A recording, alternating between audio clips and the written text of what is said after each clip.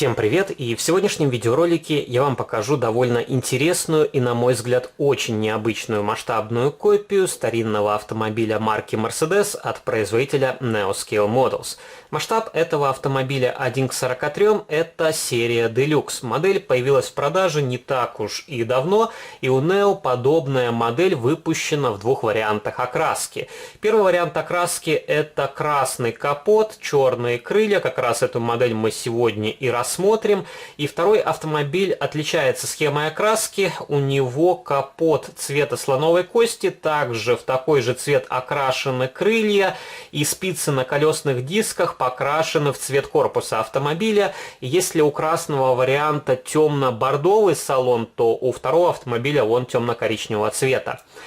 И здесь представлен прототип 22 года выпуска, это Mercedes 2895, и подобную модель помимо Neo также выпускают другие бренды, но там намного выше цена. И также есть модели ручной работы от Пивторака, но они стоят в 5-6 раз дороже, чем это промышленное изделие. Если говорить о старинных автомобилях, то они занимают довольно значимую часть моей коллекции. Помните старые модели Русабалтов? Их, конечно, было не так много, но даже по современным меркам эти автомобильчики смотрятся вполне конкурентоспособно. И старинных автомобилей было выпущено не так уж и много. Я помню, еще была с советского времени пластиковая модель Wanderer, но она уже в плане детализации намного хуже, чем модели Русабалтов. И если говорить о начале 90-х годов, то тогда было довольно много продукции Рио, тоже были хорошие модели, более примитивные, и там уже не было такого обилия фототравления, и в основном, если мы говорим о спицевых колесах, они были или из тоненького пластика, или были обычные диски без отверстий, где была наклеена небольшая декаль, имитирующая спицы. И вообще, когда у Neo вышла подобная серия старинных автомобилей, я отнесся к ней довольно скептически. Ведь, во-первых, у Neo продукция сделана из полимера, довольно хрупкий материал, и не всегда из этого материала в промышленных условиях удается делать ажурные тоненькие детали. И не потому, что их невозможно сделать, и вообще я уже доказал на своем примере, что из эпоксидной смолы вы можете сделать деталь тоньше, чем из фототравления. Но здесь загвоздка в том, что как эта модель будет выглядеть в собранном виде и возможно ли ее вообще транспортировать в таком собранном виде. Но эти модели меня приятно удивили. И первая модель из серии Deluxe была в обычной коробочке, и если мне не изменяет память, это был Cadillac. И, в принципе, у той модели была прекрасная проработка, и, конечно, там был не совсем старинный автомобиль, уже были не спицевые колесные диски, потому что Neo тоже боялся входить в эту, скажем так, нишу масштабных копий и начал с простого. Но последующие модели уже были более сложные, и, в принципе, я вам как-нибудь тоже покажу другие модели, вот именно из этой тематики, и вы посмотрите, насколько они сделаны лучше, чем обычная регулярная серия этого бренда. И здесь на нижней стороне упаковки есть различная информация, которая касается производителя. Эти модели собираются в Китае. Также есть наклейка с артикулом, на которой указан прототип Mercedes 2895, цвет красный, с деревянными вставками, масштаб 1 к 43, и также есть артикул. И интересно то, что цифры артикула продублированы на номерном знаке. И на второй модели бежевого цвета, по-моему, отличается последняя цифра, вместо единички 0, и это тоже артикул другой масштабной копии. И здесь на дисплей-кейсе есть вот такая симпатичная наклеечка из фототравления с логотипом данного бренда.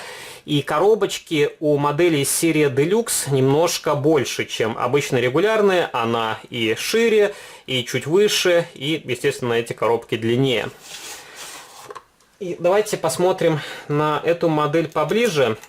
И вообще Neo всегда славился прекрасной покраской своих масштабных копий и аккуратной сборкой. И вот меня всегда удивляло, как этому производителю удается делать сложные модели в плане покраски с разными переходами цветов, в то время как другие именитые бренды не могут нормально покрасить свои масштабные копии.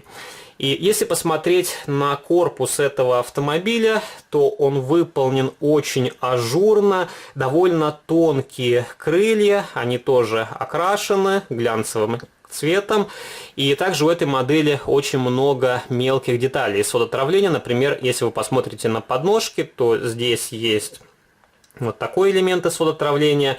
Также у этой модели спицы на колесах сделаны из фототравления, и оно нанесено в 2 слоя. Сзади тоже, видите, есть небольшие спицы, и из-за этого диск получается объемным. Прекрасно проработан салон. Очень много мелких хромированных деталей, и рукоятки, и ручки стеклоподъемников, и пол у этой модели тоже сделан из фототравления, и он отчетливо виднеется, если посмотреть на модель сверху. Прекрасно проработана панель приборов, тоже мелкие датчики, все отлично читается, прекрасно изготовлено рулевое колесо. И у этой модели дверные карты отлиты вместе с корпусом модели, но, на мой взгляд, вот такое решение намного лучше, потому что здесь все аккуратно покрашено, четкая линия разделения цветов, и, в принципе, этот вариант намного лучше, если бы здесь сделали просто отдельные вставки дверных карт, и был бы небольшой зазор между элементами. Также у этой модели тент сделан в сложенном виде. Это отдельный элемент, и очень интересно сделаны задние фонари. Они из фототравления, также здесь красным лаком капнут сам фонарик, и посмотрите, какая тоненькая ажурная ножка. Эти детали очень аккуратно установлены. Здесь 2 запаски, они скреплены друг с другом. Также присутствует выхлопная труба, она окрашена в серебристый цвет. На боковинках присутствуют выпускные коллектора. Они сделаны из маленьких пружинок, тоже смотрится вполне реалистично. На боковинках капота также есть рукоятки из фототравления, и такое ощущение, как будто здесь на боковинках сквозные отверстия, но на самом деле там наклеена небольшая черненькая полоска. И на некоторых моделях Neo у них боковые вставки делаются из фототравления, и там присутствуют сквозные отверстия. Например, такой вариант решения я видел на модели Rolls-Royce. Если посмотреть на переднюю часть, то здесь тоже прекрасная проработка. Решетка радиатора из фототравления, присутствуют также небольшие значки Mercedes. Отлично смотрится осветительная техника. И на ранних моделях от Neo фары были мутными, а на более поздних стали уже делать прозрачные стекляшки, и также сквозь них просматриваются небольшие лампочки, которые отлиты вместе с корпусом фары. Также присутствует номерной знак спереди, отличные покрышки, и у этой модели довольно хорошая детализация днища. Не буду откручивать ее от подставки, потому что машина довольно хрупкая, и здесь все же можно сломать некоторые мелкие детали. Но если у вас такая модель в коллекции, я думаю, вы уже видели, как у нее изготовлено днище. Также здесь есть имитация деревянного корпуса автомобиля. Это декаль, но она наклеена очень аккуратно. И сверху также наклеили тоненькие декали, которые обозначают расшивку дверей.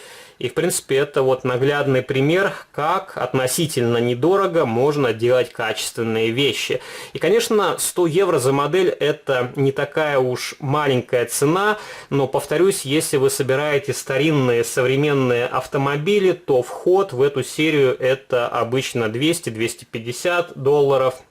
И, в принципе, вот похожая модель есть у Пивторака, но так как там ограниченный тираж, то цена за модель ручной работы может спокойно достигать и 1000 долларов. И, в принципе, у меня есть модели от Пивторака, и не всегда есть возможность их покупать, потому что они очень дорогие, и Neo это хорошая, относительно недорогая альтернатива. И пишите ваши комментарии, есть ли похожие старинные автомобили в ваших коллекциях, от каких производителей, есть ли у вас в коллекции старые советские модели Русабалта. В каком цвете и что вы думаете по поводу этой масштабной копии легкового автомобиля марки Mercedes?